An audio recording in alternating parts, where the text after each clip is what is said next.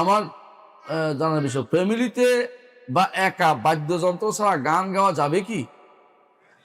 মানে সাথে ও বাদ্যযন্ত্র কি গানটা গাচ্ছেন তাকে দেখতে হবে।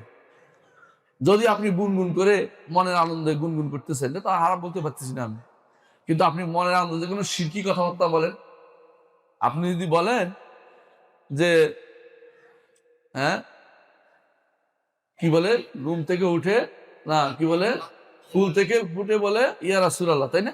কি বলে রাসূল বলে, মিথ্যা কথা বলছে না? মিথ্যা কথা বলে না?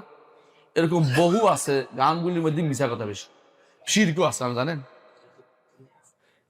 এরকম আউযুবিল্লাহ। আর কেউ কেউ কি বলতে শুনবেন যে হাতছানি দিয়ে আমায় ডাক, আল্লাহ বুঝি হাতছানি দিবে তোমার, আল্লাহ বুঝি হাতছানি দিবে, মিথ্যা কথা নেই। মানে অনেক গানের মধ্যে মিথ্যা কথা আছে দেখবেন, বিশেষ করে যেগুলি এই হুজুরওয়ালা টুপি মাথা দিয়ে দেয় গায়ে, এগুলির মধ্যে শিরকি কথা অনেক আছে, দেখছেন? নাম বুঝছেন তো? কারা টুপি মাথা দিয়ে গান গায় না, এগুলি অপকর্মের সেরা। এগুলির মধ্যে উল্টা পাল্টা গান গায়, এগুলির উল্টার মধ্যে শিরকি কথাবার্তা আছে। রসুলের কাছে কেউ যদি মন খুলে দেওয়ার কথা বলে, শিরকি কথাবার্তা বলছে। কার কাছে মন খুলে দেয়া যায়? রসুলের কাছে মন খুলে দেওয়া যায়?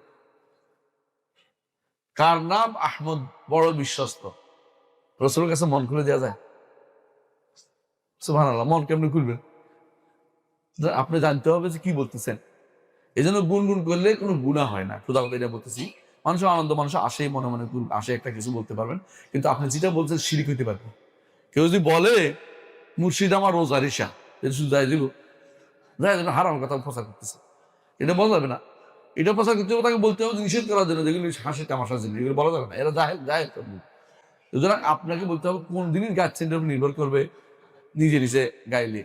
তবে গানের ভিতরে ইসলামের কোনো কিছু নাই, মনে রাখবেন। গান দিয়ে ইসলামকে প্রমোট করবেন না। ইসলামী গান বলতে কোনো কিছু নেই, ইসলামের গান বলতে কোনো কিছু নেই, কথা বুঝছেন? রসুলের যুগে কেউ ইসলামী গান গাইতো না, প্রমাণ নেই। কবিতা গায়, কবিতার গানের মধ্যে একটা পার্থক্য আছে। গানের স্বরলিপি আছে, এই স্বরলিপিগুলি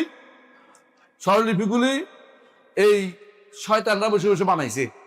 কেমনে টানতে হবে, কদ্দুর পা ধরে দিয়ে টান, বুঝেন না? সারে গামার পারে টান, হ্যাঁ, খাম্বাজ খা যতই বলে হাবু কি আর ছাড়ে, হাবু তো টানতে আছে পার ধরে, কিন্তু এগুলি শয়তান বানাইছে বসে বসে। এই জন্য গানের কোনো সিস্টেম রসুলের যুগে ছিল না, এটা বাদ দেন। যদি ভালো কোনো কবিতা থাকে সেটা বলবেন, তাও শিরিক যেন না থাকে খেয়াল রাখবেন। গান দিয়ে ইসলামের উপকার হয় না, গান দিয়ে সন্তানদের তৈরি করবেন না। যে গানের ভিতরে একবার ঢুকেছে, কোরআন ছেড়েছে। সবচেয়ে উত্তম হচ্ছে কোরআন শোনা, কোরআন নিয়ে থাকা। কোরআন যে ব্যক্তি ছেড়ে দিয়েছে, উত্তম শোনা, এটা বাদ দিয়ে গান শোনার মধ্যে সে লিপ্ত হয়ে গেছে। খেয়াল করুন জিনিসটা।